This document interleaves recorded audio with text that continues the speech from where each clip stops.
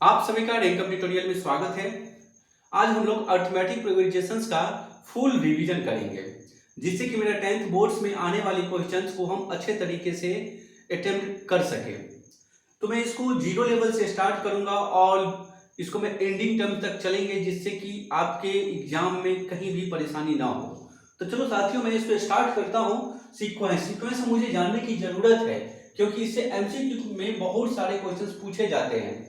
कहते हैं sequence is an arrangement of number is a definite order according to the some rules. मतलब आप एक वर्ड में ऐसे समझ लो, सीक्वेंस एक रूल होता है, मतलब एक रूल पे लिखे होते हैं। तो कैसा सीक्वेंस, तो थोड़ा ध्यान से इसको देखना। एग्जांपल से ये बहुत ही ज्यादा मतलब क्लियर नहीं 5 हो जाएंगे। अगर मान लो हम आपको 1 3 5 7 9 डॉट डॉट ऐसे करके दिया, एक सीरीज दिया, मैं नंबर का सीरीज दिया हूं, और दूसरा मैं एग्जांपल लेता हूं 1 4 9 और इस तरीके से। तो थोड़ा सा आप देखोगे ये क्या है, तो आप बोलोगे इज अ सीक्वेंस। क्यों? क्योंकि इसके प्रत्येक एवरी नंबर्स के बीच में कोई ना कोई एक रूल अटेम्प्ट है। यानी देखो 1 और 3 के बीच में एक रूल है, फिर इसके बाद 3 और 5 के बीच में एक रूल अटेम्प्ट है। तो सर कैसा रूल अटेम्प्ट है, तो ध्यान से देखोगे 1 और 3 के बीच का जो डिफरेंस है ना, वो 2 दिया गया है, और 3 और 5 के बीच का डिफरेंस 2 है। 3 और 5 और 7 के बीच का डिफरेंस 2 है। 7 और 9 के बीच का डिफरेंस जो है वो आपका 2 है। यानी इसके ऊपर एक रूल अटेम्प्ट है, जो कॉमन डिफरेंस, मतलब प्रत्येक टर्म के बीच में एक मतलब कांस्टेंट डिफरेंस लिया गया है लिखने के लिए। अब सेकंड वाले नंबर में आप देख लो, मैंने 1 यहाँ पे लिया हूँ, यहाँ पर मैंने कितना डाल दिया, 4 डाला हूँ, और उसका मैं नेक्स्ट यहाँ पर कितना दिया हूँ, तो 9 दे दिया हूँ। अगला क्या होगा, सपोज करो आपका ये 13 हो गया, ठीक है। तो ये भी एक सीक्वेंस है, ये भी एक सीक्वेंस है। लेकिन ये जो सीक्वेंस है और ये सीक्वेंस है, दोनों सीक्वेंस में डिफरेंट है। तो कहोगे क्या, कैसे डिफरेंट है, तो थोड़ा और मैं एक और एग्जांपल लेता हूं, आप समझना थोड़ा सा। 1 2 3 4 और मैंने यहां पर कंप्लीट कर दिया, लास्ट में दे देता हूं 100। तो ये भी आपका एक सीक्वेंस ही है, सीक्वेंस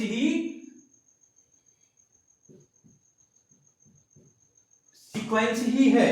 तो कहोगे इन तीनों में क्या क्या डिफरेंट है, तो मैं आपको आसानी से बताने वाला हूं, बहुत ही सिंपल वर्ड में। तो क्या समझो, इसके ऊपर एक रूल फॉलो हुआ तो भी एक सीक्वेंस है, इसके ऊपर कुछ रूल फॉलो हो भी रहा है और नहीं भी हो रहा है, मैं कह नहीं पा रहा हूं, तो भी ये एक सीक्वेंस है।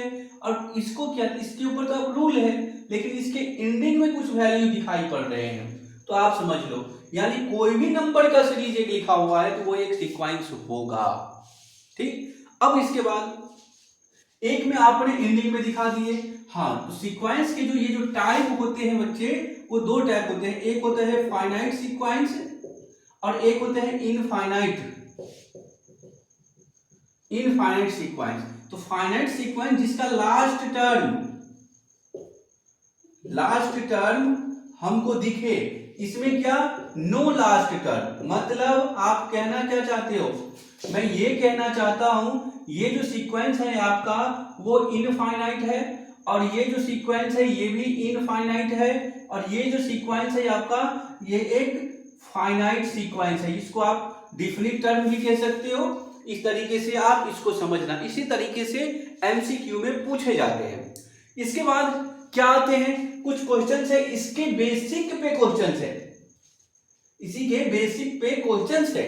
तो क्या क्या क्वेश्चंस दिखाए हैं आपने, तो हमने क्वेश्चंस आपको दिखाया हूं ये वाले टर्म्स। क्या कहता है क्वेश्चंस, कहता है right the first 3 terms in each of the sequence defined by the following. यानी मैंने एक क्वेश्चंस यहां पे दिया हूं और एक क्वेश्चंस यहां लिया हूं, दोनों अलग अलग क्वेश्चंस है। तो कहते हैं इसका एक सीक्वेंस आप मुझे निकाल के बता दो। तो ये आप कहोगे सर ये जो आप हमें जो आप यहाँ पे n दिखा रहे हो ये क्या होता है, तो ये एक नेचुरल नंबर्स होता है। n आपका क्या होता है, एक नेचुरल नंबर्स है। तब तो आप भी ये भी कह सकते हो सर किसी भी सीक्वेंस को हम इस तरीके से डिनोट करते हैं क्या, हाँ बिल्कुल आप करते हैं, बात समझ में आ गया। किसी भी सीक्वेंस को हम ए एन या फिर टी एन से रिप्रेजेंट करते हैं, और उसमें जो आप एन देखते हो ना, वो एक नेचुरल नंबर्स होता है। ठीक है साथियों, तो चलो मैं क्वेश्चंस के ऊपर चलता हूं जिससे कि आप समझ सको एन की वैल्यू क्या क्या ले सकते हो। तो सर यहाँ पे तो मेरे पास कोई एन की वैल्यू है ही नहीं, लेकिन आपको कह दिया है क्वेश्चंस में फर्स्ट 3 टर्म्स, मतलब फर्स्ट 3 नेचुरल नंबर जो आप लोगे, यानी 1 2 3, तो पहले आप n की वैल्यू कितना लेकर चलोगे, 1 लेकर के चलोगे, तो 3 इंटू 1 प्लस 2 कितना मिलेगा बच्चा, तो ये 5 मिलेगा। ठीक, अब आप n की वैल्यू 2 लेके चलोगे, यहां पे 2 रखना है तो यहां भी 2 आ जाएगा, तो 3 into 2 plus 2 is equal to कितना, तो 6 हो गया, और ये 2 जोड़ेंगे तो 2 जोड़िएगा तो कितना हो जाएगा, ये 8 हो जाएगा। अब थर्ड लेकर के चले जाओ, n की वैल्यू 3 लेंगे तो 3 इंटू 3 अब प्लस 2 कितना मिला, 9 और 2 11 मिल गया। यानी आपका ये जो फर्स्ट 3 टर्म्स बन गया। बात समझ में आ गया। अब ये वाली क्वेश्चंस मैं आपके लिए मैं छोड़ के जा रहा हूं, आप प्रैक्टिस करोगे, देखोगे तो क्या आप कर पा रहे हो या नहीं कर पा रहे हो। ठीक है, मैंने फिर एक और क्वेश्चन यहाँ पर मेंशन किया हूं, मैं ऐसा इसलिए क्वेश्चन को पहले से डायरेक्टली मैं लिख करके रखा हूं ताकि टाइम मेरा वेस्ट ना हो, वीडियोज की जो लेंथ है वो बड़ा ना बने, इसलिए हमने यहाँ पे क्या कहते हैं क्वेश्चंस को पहले ही मेंशन करके रखा हुआ हूं। ठीक है साथियों, चलिए मैं अगले क्वेश्चन पे चलते हैं। क्वेश्चन क्या कह रहा है, फाइंड द इंडिकेटेड टर्म्स, यानी यहाँ पे जो मैंने इंडिकेट किया हूं टर्म्स को, उस टर्म्स के बारे में क्वेश्चन कह रहा है, जो आप हमें फाइंड करके बता दो। क्या, तो फर्स्ट क्वेश्चन में क्या कह रहा है, कहता है ए एन आपका क्या दिया गया है 5n-4, तो आपको कह रहा है जो A12 की वैल्यू और A15 की वैल्यू निकालना है। तो किस तरीके से निकालोगे, मैं इस साइड में यहाँ पे आपको नोट करके दिखा देता हूँ, सॉल्व करके दिखा देता हूँ। सेकंड वाले क्वेश्चंस के फर्स्ट टर्म में क्वेश्चंस क्या दिया गया है, क्वेश्चंस आपका दिया गया है a n is equal to 5n-4 दिया गया है। इंडिकेट क्या किया गया है, तो A12 किया गया है, और साथ में क्या गया है A15 किया गया है। तो A12 आप निकालोगे, A12 निकालोगे, जैसे कि यहाँ पर मैंने A1 निकाला तो n की वैल्यू कितना रखा, 1 रखा, तो आप यहाँ पर n की पोजीशन पे कितना रख रहे हो, तो 12 रखते हो, तो 5 इंटू 12 -4, तो 60 - 4 इज इक्वल टू 56। अब यहाँ पर a की वैल्यू 15 देके देखो, मतलब A15 निकाल के देख लो, तो n की पोजीशन पर कौन आ गया है, तो 15 आ गया है, तो 5 इंटू 15 - 4, तो 75 - 4 इज इक्वल टू 71। ये दोनों आपका मिला A12 की वैल्यू और A15 के वैल्यू आ गए हैं। ठीक है साथियों, तो अब मैं इसके बाद आप पहले इसको नोट कर लो, तब तक मैं आपके लिए स्लाइड को मैं क्लियर करता हूं, फिर कुछ क्वेश्चंस और मैं इंडिकेट करके आपको मैं दिखाता हूं। ठीक है, जिसको आप समझिएगा। ओके, आप इसका स्क्रीनशॉट ले लो।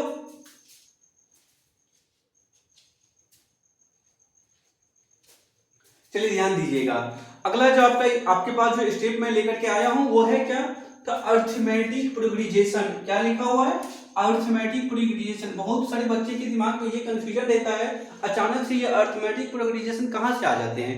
आपने तो स्टार्टिंग में दिया था सीक्वेंस, तो ध्यान से सुन लो बच्चा, सीक्वेंस जो होते हैं ना, वो सीक्वेंस जो आपका मैं यहाँ पे बता देता हूँ, सीक्वेंस के 3 टाइप्स होते हैं, 3 टाइप्स होते हैं, जिसको मैं पहले वाले को मैं एबी बोलता हूँ शॉर्ट में, दूसरे वाले को मैं जीपी बोलता हूँ शॉर्ट में, और तीसरे वाले को मैं एचपी बोलता हूँ। तो ये सर एपी के बारे में तो समझ हमें आ गया, ये जीपी क्या होता है। तो सीक्वेंस 3 टाइप के होते हैं, फर्स्ट होते हैं अरिथमेटिक प्रोग्रेशन, सेकंड नंबर में होते हैं ज्योमेट्रिक प्रोग्रेशन, और थर्ड नंबर में होते हैं हार्मोनिक प्रोग्रेशन होते हैं। ठीक है, तो पहले वाले को आप बोलते हो एपी, सेकंड वाले को बोलते हो जीपी, थर्ड वाले को बोलते हो एचपी बोलते हो।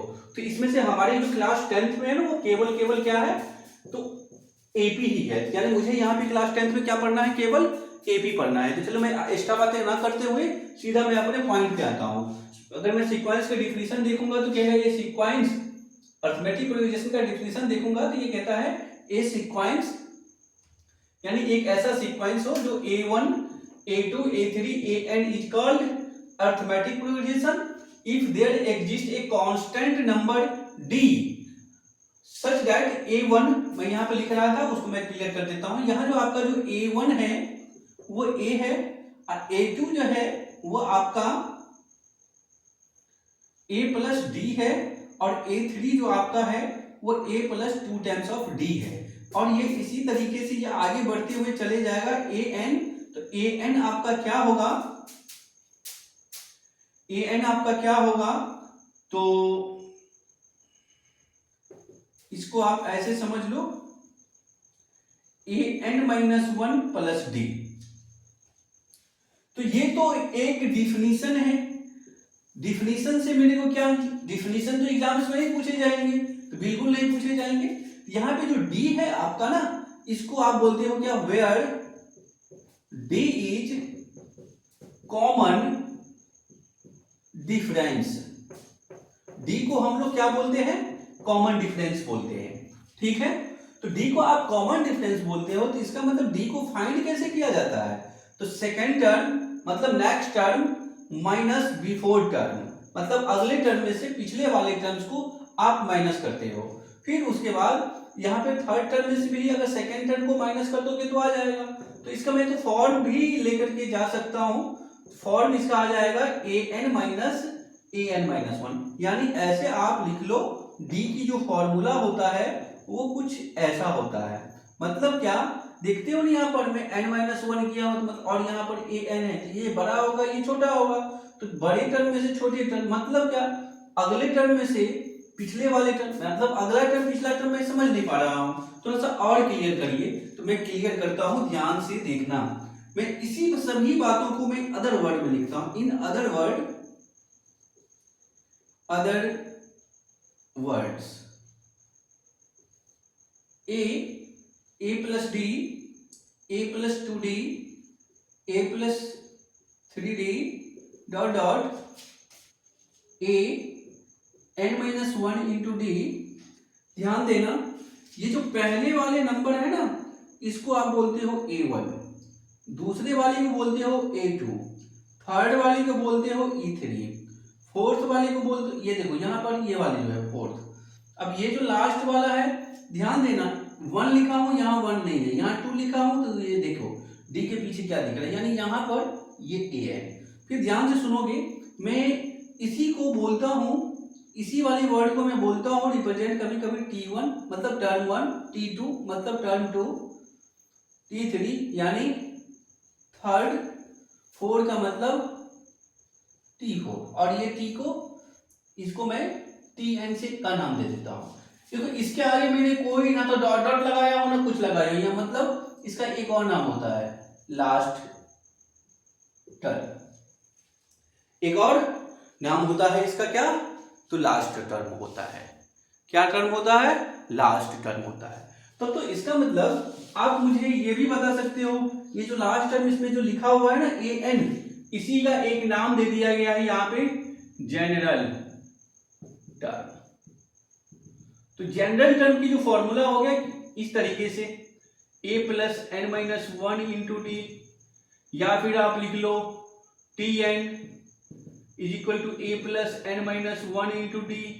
इन दोनों में से किसी एक के साथ आप जाइएगा, मतलब किसी एक का मतलब क्या, या तो an से आप रिप्रेजेंट करो या फिर Tn से रिप्रेजेंट करो, किसी एक से रिप्रेजेंट करना है, सभी के साथ रिप्रेजेंट नहीं करना है।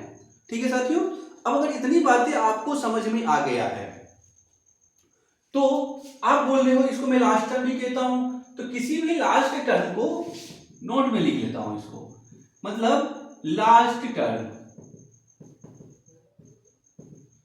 टर्म को a plus n-1 into T से ही लिखते हैं, लेकिन इसको डिनोट करने के लिए एक स्पेशल वर्ड आया l, मतलब अगर l कहीं पे दिख रहा है तो समझ जाना है जो मेरे को क्या, वो एक लास्ट टर्म है। लास्ट टर्म वही होता है जो अंतिम वाला पद होता है, अंतिम वाला जो टर्म है आपका, यानी an term, general term. General term को ही आप बोलते हो लास्ट टर्म बोल देते हो, आप ऐसे भी समझ सकते हो। ठीक है, तो चलिए इसके बाद पहले आप इसको नोट कर लो, फिर मैं कुछ क्वेश्चंस आपके सामने लेकर के आता हूं और उस पर आप एनालाइज करना, देखना मैं क्या सॉल्व कर पा रहा हूं या नहीं, या फिर समझ पा रहे हैं या नहीं। ये लास्ट टाइम है, पूरे इफर्ट लगाना है आपको, ताकि आप जो 11 तारीख के जो अटेम्प्ट लोगे ना, वो एग्जाम्स आपका वेस्ट हो। ठीक है साथियों, तो पहले आप इसका स्क्रीनशॉट ले लो और तब तक मैं कुछ क्वेश्चंस आपके लिए मैं लेकर के आता हूं।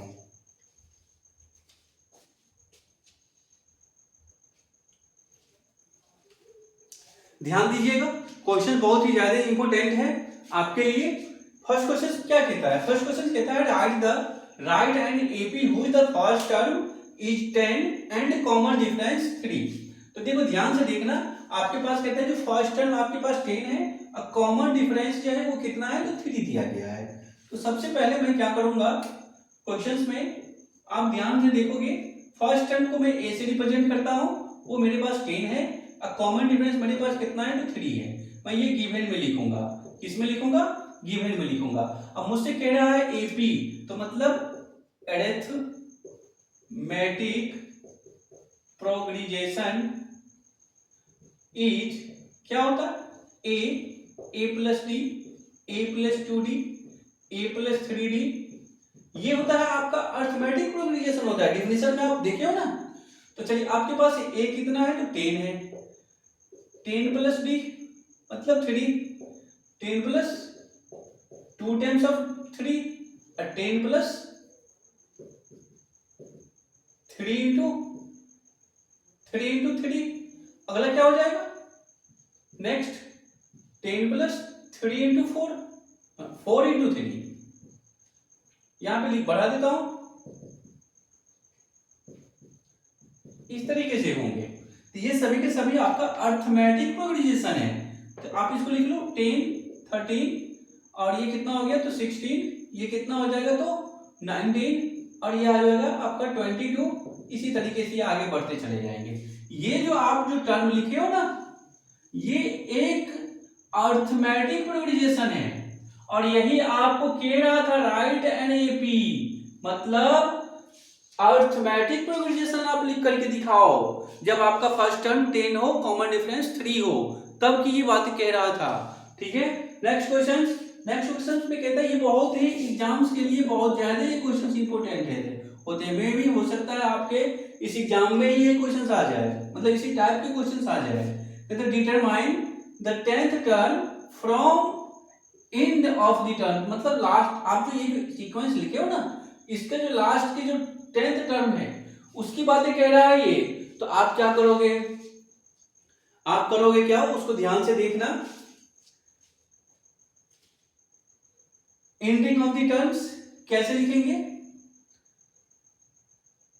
तो एंडिंग ऑफ द एपी, तो L minus 10 minus 1 into D लिखेंगे, क्योंकि ये क्या होता है सर, इसका फॉर्मूला होता है बच्चा। आप ध्यान से देखना, यहां पर मैं पूरे फॉर्मूला लिख देता हूं, end of AP terms, end of AP terms लिख देता हूं। तो आप लिखोगे इसको L minus n minus 1 into D होता है। इस फॉर्मूला को याद रखना, बहुत काम का ये फॉर्मूला है, एंडिंग ऑफ द टर्म्स। तो आप यहां पे देखो, आपको कह रहा है ना डिटरमाइन द 10th टर्म, यानी लास्ट के 10 टर्म्स निकाल दो। तो आप यहां पे लिखोगे, तो L आपके पास कितना, L यही होगा ना, तो 254 माइनस n कितना है, तो 10 है, तो 10 माइनस 1, और d कितना दिया गया है, तो यहां से निकाल लोगे ना d को, कितना आता है सर d, तो d का मतलब 9 माइनस 4, तो 5, यहाँ पे आप 5 लिखोगे ना, तो ये 254 minus 9 into 5 is equal to 254 minus 45, और सब्ट्रैक्ट करोगे तो 209 आएगा। देखो क्वेश्चन सब आसान होते हैं, सिर्फ आपके पास कॉन्सेप्ट होना चाहिए। अगर ये कॉन्सेप्ट आपको पता था तो क्वेश्चन क्या था, वेरी वेरी इजी था ना। तो आपके पास कॉन्सेप्ट होना चाहिए साथियों। ठीक है, चलिए नेक्स्ट क्वेश्चन में देखता हूं। नेक्स्ट क्वेश्चन क्या कहता है, हाउ मेनी टर्म्स, मतलब हाउ मेनी टर्म्स, ये यानी ये जो आपके पास जो सीक्वेंस लिखा हुआ है, यानी अरिथमेटिक प्रोग्रेशन यानी एपी जो लिखा हुआ है, ये जो कितने टर्म्स लिखा हुआ है ये आपसे पूछ रहा है। तो मैं इस क्वेश्चन में क्या करूंगा, सबसे पहले हमारे पास ए पता है, यानी फर्स्ट वाला ही ना ए होगा। उसके बाद मैं कॉमन डिफरेंस निकालूंगा, नेक्स्ट टर्म में से पिछले वाले टर्म को माइनस करूंगा, कितना आ जाएगा बच्चा, 3 आ जाएगा। और सबसे जो अंतिम में लिखा हुआ है वो मेरा L होता है। सर आपने L का फॉर्मूला बताया था, तो L का फॉर्मूला क्या बताया था, a plus n minus 1 into D is equal to 11111। फिर इसके बाद यहाँ पर a की वैल्यू आप रखिएगा, n माइनस n कितना दिया गया है तो वही तो फाइंड करना है। तो d कितना है आपके पास, 3 है। 111 हो गया, इसको आप मल्टीप्लाइड करिएगा इधर तो कितना हो जाएगा 3 से इसको, तो 3n-3, और इस वाले 3 को आप उस साइड लेकर के जाओगे तो 111-3 ये कितना हो जाएगा बच्चा, तो 108 हो जाएगा।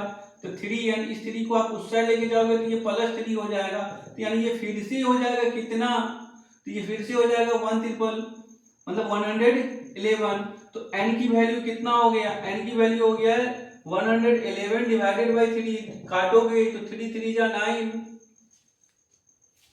3 3 जा 9, 2 1 7, यानी 37 आते हैं, 37 आते हैं। यानी यहाँ पर जो हाउ मेनी टर्म्स कितना लिखा गया है, टोटल 37 टर्म लिखेंगे इस तरीके से, तो ये 111 आ जाएंगे। नेक्स्ट क्वेश्चन क्या कहता है, ये भी आपके एग्जाम्स के लिए बहुत ज्यादा इंपॉर्टेंट क्वेश्चन है, ये भी क्वेश्चन था इंपॉर्टेंट। चलिए नेक्स्ट क्वेश्चन में देखता हूं, नेक्स्ट क्वेश्चन में क्या कह रहा है साथियों। क्वेश्चंस को पढ़ना भी जरूरी है, क्योंकि विदाउट क्वेश्चंस पढ़े हुए आप उसको सॉल्व नहीं कर सकते हो। क्या कहता है, इफ 8th टर्म, मतलब एपी का जो 8वीं टर्म है वो कितना दिया गया है, एपी का जो 8th टर्म है वो कितना दिया गया है, तो 31 दिया गया है, and it's 15 term is 16 more then 11th term. मतलब ध्यान से समझोगे, 15 टर्म जो है वो 16 ज्यादा है किससे, 11th टर्म से। तो मुझे क्वेश्चन को पहले समझना होगा। तो मतलब ये 8 क्या, मतलब 8 टर्म्स ऐसे लिख देता हूं, 8 टर्म्स इज इक्वल टू कितना 31। तो अब मुझे ये बताओ, ए आपका क्या होता है, तो फर्स्ट टर्म होता है ना, ए आपका फर्स्ट टर्म, डी आपका कॉमन डिफरेंस फर्स्ट टर्म। तो आप बोलोगे 8, मतलब 8 क्या, nth टर्म की मैं बात कर रहा हूं। यहां पे थोड़ा सा देख लो, कहां लिख दूं, यहां पे इस गोले के अंदर में ध्यान देखना, nth का मतलब जनरल, और इसका मतलब 10th लिखो, 8th लिखो। तो ये n की बातें कर रहा है ना, और nth को फॉर्मूला क्या आप लिखे थे, तो a plus n minus 1 into D लिखे थे। तो यहां पर भी वही अप्लाई होगा, तो a plus 8 minus 1 into D, 8 minus 1 into D is equal to 31। इसको सॉल्व करिएगा तो a plus 7d is equal to 31। इसको आप इक्वेशन फर्स्ट मान लोगे। नेक्स्ट की बात करेंगे, कहता है जो 15th term is 16 more than the 11th term. मतलब a15 मतलब a plus n minus 1 into D is equal to 11th term. तो 16 प्लस a प्लस 11 माइनस, यहाँ पे आप लिखोगे कुछ ऐसा ना, 15 माइनस 1 इंटू डी, और इधर लिखोगे 11 माइनस 1 इंटू डी। तो आपका कितना हो जाएगा, a plus 14d is equal to 16 plus a plus 10d। अब इसको सॉल्व करके मैं फर्स्ट क्वेश्चन को यहां से मैं क्लीन करता हूं, ठीक है, स्पेस नहीं है और मुझे परेशानी हो रहा है।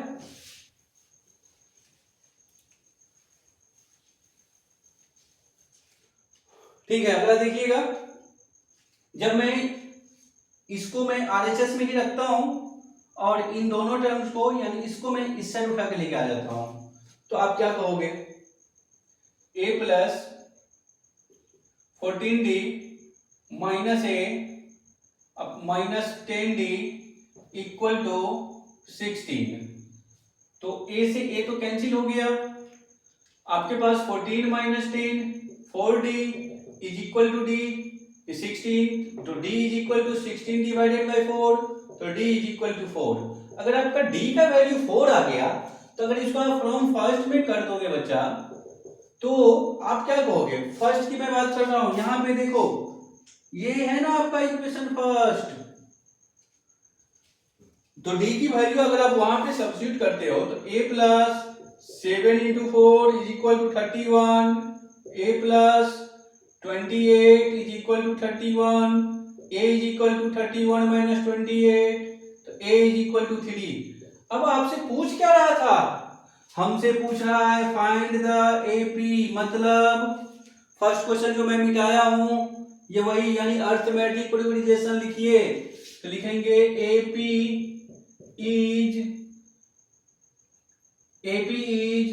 3 plus 4 3 plus, ऐसे लिख देता हूं 3 plus 4, क्योंकि AP ऐसा होता है ना, A plus D, A plus 2 times of D, इसी तरीके से होता है, तो मैं लिख देता हूं, तो ये 3 plus 4 और 3 plus 2 times of 4 और डॉट डॉट, तो ये आपका 3 7 ये 8 और ये 11 डॉट डॉट हो जाएगा, तो यानी ये आपका आंसर हुआ फाइनल।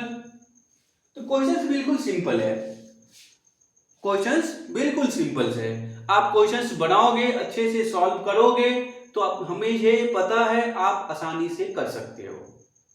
ठीक है, अगला मैं हेडिंग करता हूं, तब तक आप इसको क्या करिए, स्क्रीनशॉट ले लीजिए। ठीक है साथियों,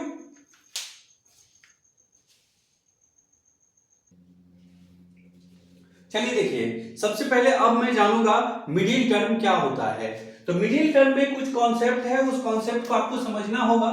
इफ, क्योंकि टर्म की बातें कर रहे हैं तो ये टर्म डिसाइड करेगा कैसा, तो अगर मान लीजिए कोई ए बी लिखा हुआ है 1 3 5 7 और ऐसे दिया गया है, और मान लीजिए 4 टर्म में लिखा गया, तो बोलोगे क्या 1 2 3 4, यानी टोटल इसमें 4 टर्म है। अब ये 4 क्या होता है, यानी n की वैल्यू ने 4 आया, तो n क्या हो गया आपका, यहाँ पर इवेन हो गया। अगर मान लो यहाँ पर मैंने 9 लिख दिया, तो आप क्या कहोगे, सर n का वैल्यू दिया, अब यहाँ पर तो 5 हो गया, तो 5 क्या है, 5 क्या है, तो मिडिल टर्म 5 क्या है, ऑड है। अब यही पे देखो, जब ये 7 तक था इसका मिडिल टर्म क्या हो गई, ये 2 टर्म आ रहे हैं। अब जब यहाँ पे मैं 9 लिख देता हूं तो आप अच्छे से कैलकुलेट कर पाते हो, 2 टर्म इधर से हटा दो, 2 टर्म इधर से हटा दो, आपको बीच वाला ये 5 मिडिल टर्म है। तो ये तो हो गया छोटे छोटे से, जब हमारे पास सीक्वेंस होगा यानी एपी होगा तो मैं उसको मैं तो काउंटिंग करके ही निकाल लूंगा, उस जगह पे मुझे तो फॉर्मूला की आवश्यकता होता ही नहीं है। तो मैं एक बड़े से अर्थमेटिक प्रोग्रेशंस को, मतलब एपी वाले सीरीज को कैसे पता कर सकता हूं इसका मिडिल टर्म कितना होता है। तो आपके एग्जाम्स के लिए ना ये बहुत ज्यादा इंपॉर्टेंट है। एक क्वेश्चन यहां से बनता है, चलो कहते हैं इफ n इज ऑड तो then n plus 1 divided by 2 tth term is called middle term. अरे वाह, बहुत अच्छा कॉन्सेप्ट है। Condition number 2, if n is even तो then n by 2 tth and n plus 1 by 2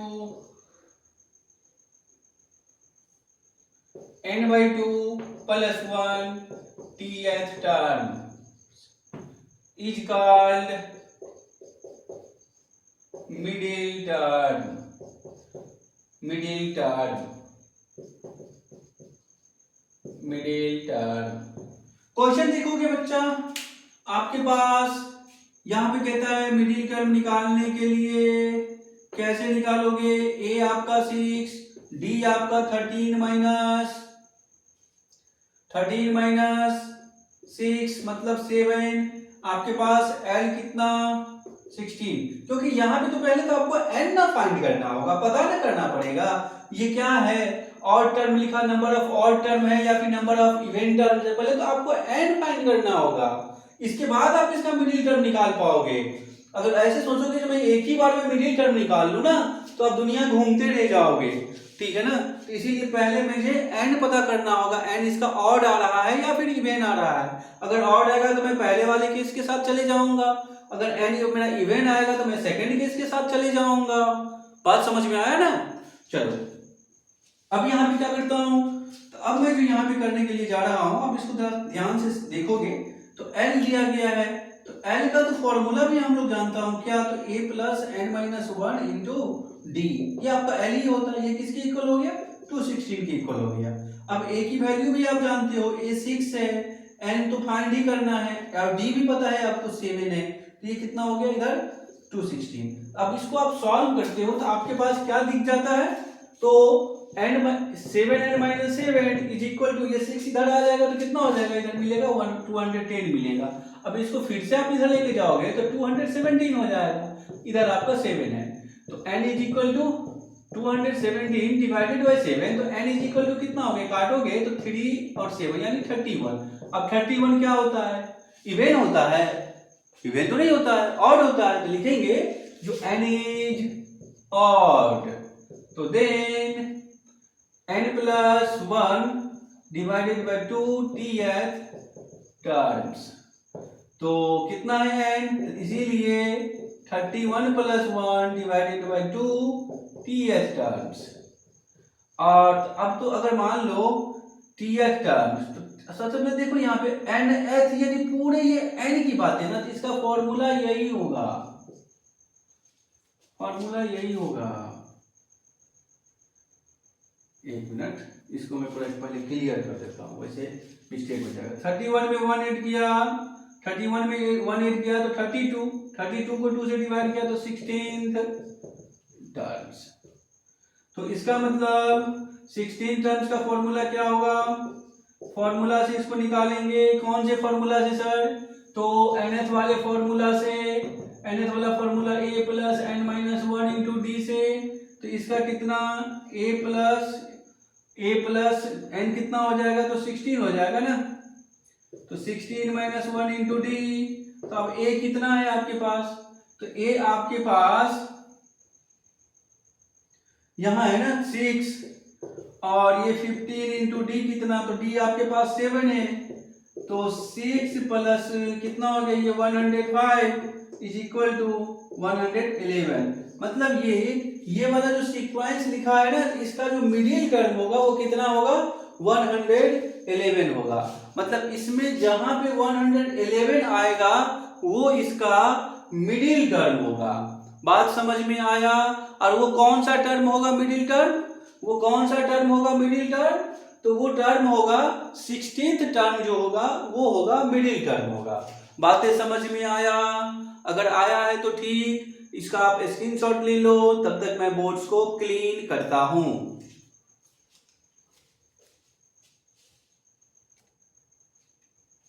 चलिए, आपका नेक्स्ट हेडिंग जो है वो है सम ऑफ, नेक्स्ट हेडिंग है सम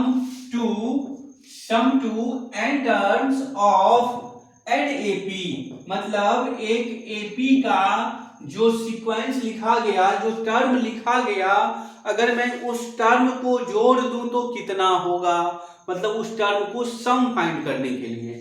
बहुत अच्छा कॉन्सेप्ट है, इससे एक क्वेश्चन तो बनता है आपके एग्जाम्स में। तो क्या कहता है, सम ऑफ द सम, यानी Sn से लिखते हैं हम इसको सम को, तो Sn of n terms of N AP. तो फर्स्ट टर्म आपका क्या, तो a, कॉमन डिफरेंस क्या, तो d। चलिए, इसको आप Sn को तो इस तरीके से डिनोट करते हो ना, तो इसका फॉर्मूला लिखा जाएगा n/2, तो 2a plus n minus one into D. समझ में आ गया? देखो अब ध्यान से देखना, जब आपके पास लास्ट टर्म गिवन हो तो इस तरीके से आप लिखते हो। बहुत सारे मैं बुक में देखता हूं वो इस तरीके से लिख देते हैं तो बच्चे कंफ्यूज हो जाते हैं। तो भैया ये जो ए एन वाला और ये एल की जो बातें हैं, ए एन लिखो या फिर एल लिखो, यही तो आपका लास्ट टर्म होता है, लास्ट टर्म होता है। ठीक है, और लास्ट टर्म का फॉर्मूला क्या होता है, तो a plus N minus one into D होता है ना। अभी अभी तो इसके बारे में हम लोगों ने डिस्कशन किया हो, बातें समझ में आ गया। Sn फाइंड करने का फॉर्मूला क्या, n/2 2a plus N minus one into D. Sn का दूसरा फॉर्मूला क्या, जब हमारे पास लास्ट टर्म गिवन हो तो कौन से फॉर्मूला को अप्लाई करेंगे, इस फॉर्मूला को अप्लाई करेंगे, n/2 a plus A N, या फिर n/2 plus a plus l लिखना है। चलिए क्वेश्चन आपका क्या है आपके सामने स्क्रीन के ऊपर। तो find the sum of 20 terms, मतलब कहता है इस वाले एपी के 20 टर्म्स को आपस में आप ऐड करोगे तो कितना होगा। तो सबसे पहले मैं क्वेश्चंस को बनाऊंगा, तो हेडिंग क्या डालूंगा, गिवन एपी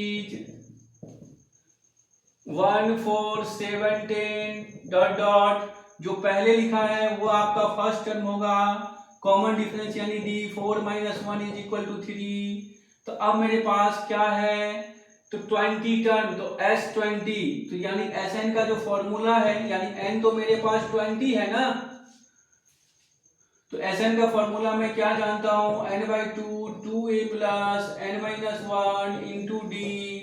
तो अब अगर यहाँ पे बताओ मुझे, जो n की वैल्यू अगर आप 20 रख दोगे तो जहां जहां पर आपको n दिखाई देगा वहां पे तो 20 रखोगे, और a की वैल्यू कितना है आपके पास, तो 1 है, और n की वैल्यू तो 20 है, तो 20 - 1, और d का वैल्यू तो 3 है, तो सभी का वैल्यू रख दिया। तो यहाँ पर मेरे को 10 मिला, ये 2 प्लस, और ये 19 इंटू 3, 19 इंटू 3 कितना, तो यहाँ पर हो गया आपका 57, 57 में 2 ऐड करोगे तो 59, तो 10 into 59 is equal to 590 the final answer. सभी साथियों को समझ में आ रहा है अच्छे से। चलिए साथियों, इसके बाद मैं कुछ क्वेश्चंस, स्पेशल क्वेश्चंस करता हूं जो इस टर्म सब से थोड़ा सा हटके रहता है, मतलब एपी का ही कुछ और स्टैंडर्ड क्वेश्चंस की मैं बात कर रहा हूं। आप इसका स्क्रीनशॉट लीजिए, मैं क्वेश्चंस को क्लीन करता हूं और इसके ऊपर क्वेश्चंस को मैं लिखता हूं तब तक। ध्यान दीजिएगा, बहुत ही अच्छा क्वेश्चंस है आपके बोर्ड्स एग्जाम्स के लिए। तो फर्स्ट क्वेश्चन है, ये भी बहुत ज्यादा इंपॉर्टेंट है। आपसे पूछा गया है, जो find the sum of all odd integers between 2 and 100 के बीच में जो डिविजिबल हो जाए किससे, 3 से। तो सबसे पहले ध्यान से देखना, ऑड नंबर लिखना है, वो भी 3 से डिविजिबल हो जाए। तो आप क्या कहोगे, एपी जो आपका होगा, एपी इज 3 6, ऑड भी होना चाहिए, ऑड होना चाहिए ना। 3 के बाद कितना आएगा, 9, 6 तो इवन हो जाएगा, तो 9 15 और लास्ट में 99 तो रहेगा ही। ठीक है, तो आप क्या कहोगे, सर मेरा तो ए हो गया 3, कॉमन डिफरेंस कितना हो गया, कॉमन डिफरेंस 9 - 3 = 6 हो गया। आप एल कहोगे 99 हो गया। तो एल, क्योंकि एन तो नहीं है ना, तो एन तो मुझे निकालना होगा। तो एल का फॉर्मूला हम लोग जानता हूं, A plus n-1 into D is equal to 99।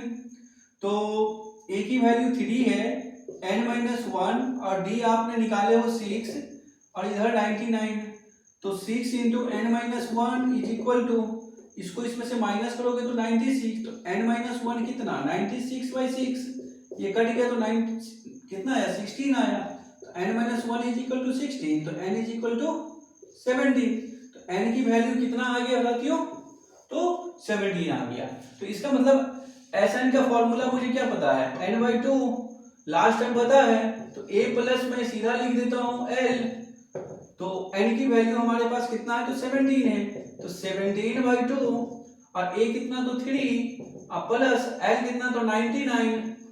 तो इसके बाद 17/2 इंटू 102, इसको काटोगे तो 51, तो 17 इंटू 51 तो कितना हो जाएगा, ये 17 का 7 और 85 और 1 86, इसका फाइनल आंसर। बातें समझ में आ गया, मतलब इसका जो मैं H17 निकाला, यानी 17 टर्म का जो सम निकाला, तो कितना हो गया, 817 हो गया। लास्ट क्वेश्चन आज की क्लास का, और इसके बाद आप अपनी बुक को फोकस करिएगा। ठीक है, मुझे उम्मीद है जो आपका जो डिवीजन है बुक को इसके बाद जो आप अटेम्प्ट करोगे ना, तो बिल्कुल क्लीन हो जाएगा आपका प्रैक्टिस। ठीक है साथियों, आज की क्लास का जो मैं ये जो क्वेश्चंस लिया हूँ, आप सबसे पहले देखो क्वेश्चंस पे क्या कहते हैं, कुछ रेशियो दिया गया है किसका, तो 11th terms into 18th terms, मतलब 11th टर्म और 18th टर्म्स का क्या दिया गया है, तो रेशियो दिया गया है। टर्म की बातें कर रहा है भैया, ये 11th टर्म रेशियो कितना है, 18th term equal to, ratio कितना दिया गया है, तो 2:3। अब ये बताओ मुझे इसको क्या लिखोगे भैया, ये तो nth की बात कर रहा है ना, nth टर्म, इसको लिखते हैं हम लोग a plus an minus 1 into D लिखते हैं।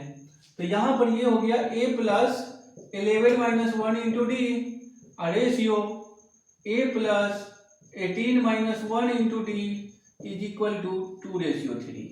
इसको टर्म में कन्वर्ट कर दीजिए, रेशियो को हटा, रेशियो फॉर्म से हटाइए आप, तो a प्लस 10d, ये डिवीजन में आ जाएगा, a plus 17d is equal to 2/3। 3 से इसको क्रॉस मतलब क्रॉस मल्टीप्लाइड करो, तो 3a plus 30d is equal to 2a plus 34d। अब इस a को आप इधर लेके आ जाओ, तो 3a माइनस 2a और 34d, और इस d को आप इस तरह लेके चले जाओ, तो कितना हो जाएगा, इससे एक a is equal to 4d। अब यहां पर से देखो a का वैल्यू 4 टाइम्स ऑफ d आया।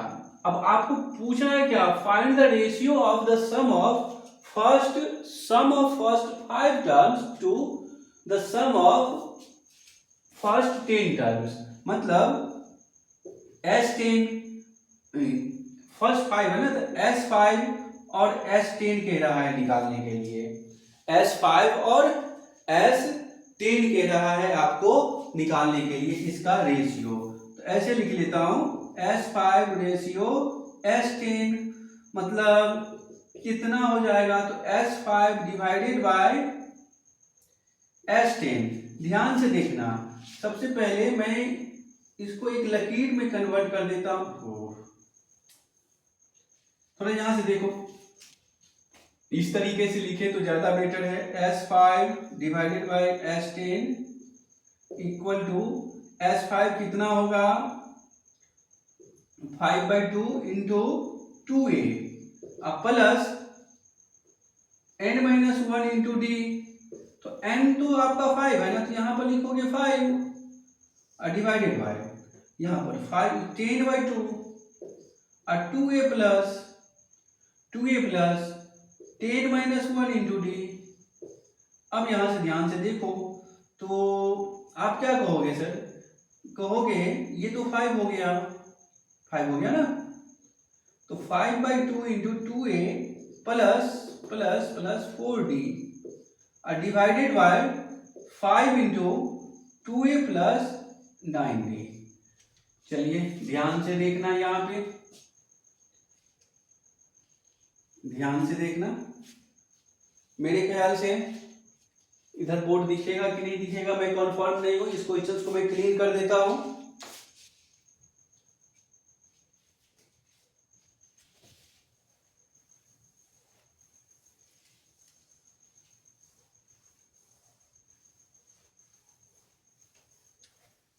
चलो अब इसके बाद क्या करोगे, तो आपके पास 5 इंटू a की वैल्यू क्या निकाले हो, 4 टाइम्स ऑफ, तो यानी 2 इंटू 4d प्लस 4d, नीचे में क्या हो गया, तो 5, ये सही लिखा हो ना, ये तो 5/2 है ना, यही सब गलत हो जाएगा, तो 5 into 2 into 4d plus 9d, इसको सॉल्व करिए, तो 5/2 इंटू ये 8 हो गया, और 8 और 4 कितना, तो 12, मतलब 12d, और नीचे 5 इंटू ये 8d और प्लस 9 यानी 17d, तो इससे तो ये कट गया, तो ये तो 6d मिला यहाँ पे, और ये 5 भी कट गया, मतलब 6d divided by 17d, d से d भी कट गया, तो 6/17 किसका, तो S5 डिवाइड बाय S10 का। अब इसको रेशियो में कन्वर्ट करो तो बच्चा, तो इसको आप बोलोगे S5 रेशियो टू S10, तो 6 रेशियो टू 17, ये इसका फाइनल आंसर। सभी को समझ में आया? अगर आपको मैंने जितनी बातें बताया हूं उन सभी बातों को आप अच्छे से कंप्लीट कर पाते हो या कर लेते हो, और इसके बाद आप एक बार बुक को सॉल्व करो, देखो 5 क्वेश्चन 10 क्वेश्चन वहां से उठा के करो और आप एग्जाम्स अटेम्प्ट लो, आपका एग्जाम्स बहुत ही अच्छा होगा, मुझे ऐसा विश्वास है।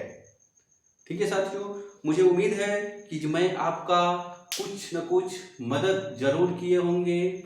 मैं उम्मीद करता हूं आपका एग्जाम्स अच्छा हो। ठीक है साथियों, अब मुझे दीजिए इजाजत। जय हिंद, जय भारत।